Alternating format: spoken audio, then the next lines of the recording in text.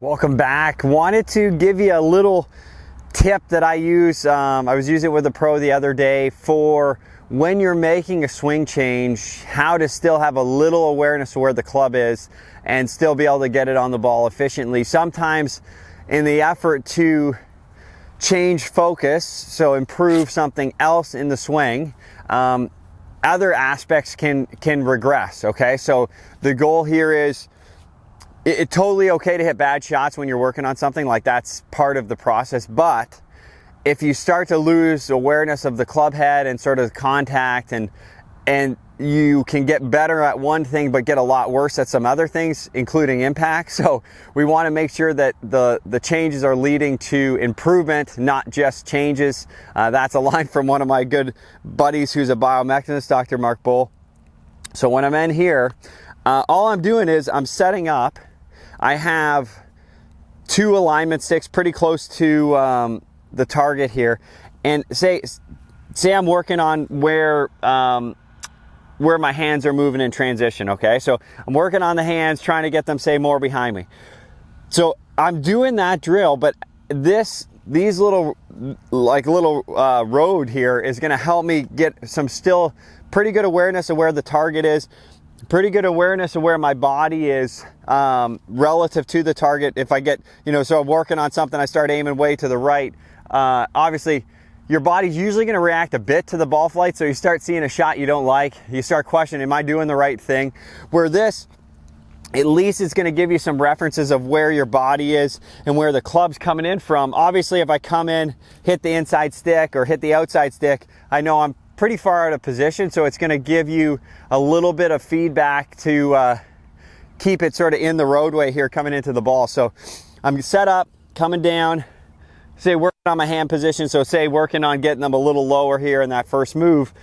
And then as I come into impact, as I'm repping it, still making sure I'm coming in through this sort of roadway. So I know that my impact position is going to be pretty similar to my normal. I'm not like way out of position, or if I get it in here too much from the inside. So good load up, and then using the sticks as my feedback to make sure I'm coming through the right spot. And you could even use these a couple different ways. So with the pro this week, what we did was, the tendency when we were working on something was the club was tipping out a little bit too much. So if I say I bump both of these just slightly to the right for me to make sure, okay, the club's going to be coming a little more from the inside. So using it that way, right?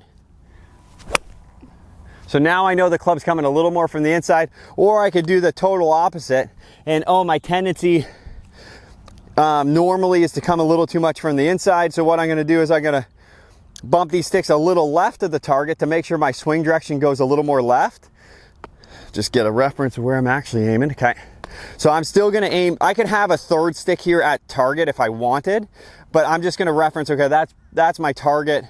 And then when I get up here, I'm still going to do my sequencing, and then I'm picturing that I'm going sort of a little bit inside of this ball. I'm not going to go way down the six, but mainly when I come through, can I get the club to sort of go down that roadway? If I wanted to be a little safer, I could always move the sticks up and then focus just on the post impact, right? So the downswing is going to be on this side, post impact is going to be on that side. That would be a good way to do it. So I go up to the top, say I'm working on hand position and sequencing, go that way, and then I come through. So I know that I'm going to be moving down those sticks post impact. So I'll do that one more time. Really good sense, actually. So if I go here, and then you can play around with it, like you could do 5. Okay, I'm going to aim the sticks a little to the right, aim the sticks down the target, aim the sticks a little to the left, sort of see which one feels best. And again, keeping in mind what you're working on in your swing, okay? Making sure that you're progressing that too, I think is really important. So getting in there one more time, aiming to the target, but I get the visual of the sticks, getting up to the top. Then as I'm coming down, rehearsing, okay, where is it? How's that club swing? How's my body react to go through those sticks?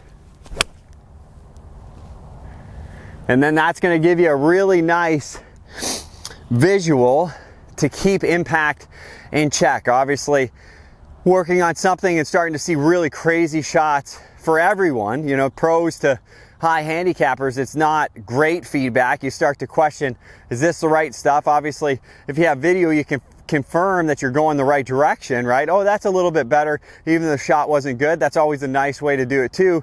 But if you feel like you're really reacting to the ball flight, give yourself a little guidance when it comes to impact. So as you're changing the rest of the swing or different pieces in the swing, you can still deliver that club nice. You can still look up and see a nice ball, the ball flying how you like, and that's going to give you a little bit more positive reinforcement that, hey, you're on the right track. So use this one, not super complicated, but pretty efficient, easy to set up, easy to mess around with and play with different options, whether it's a little from the inside, sticks aiming for me a little to the right, aiming down the target line, or aiming slightly to the left for me, again, to help swing direction. I set them right now, I got about 2 club heads of space. Depends how aggressive you are, if you want to go a little smaller or a little bit bigger. I'd probably start bigger and then sort of work your way in, just using that as a guide to help you be a little bit better. Thanks for watching. Hope you enjoyed this. Leave a comment below if you get a chance to try this drill out on the range. Thanks so much.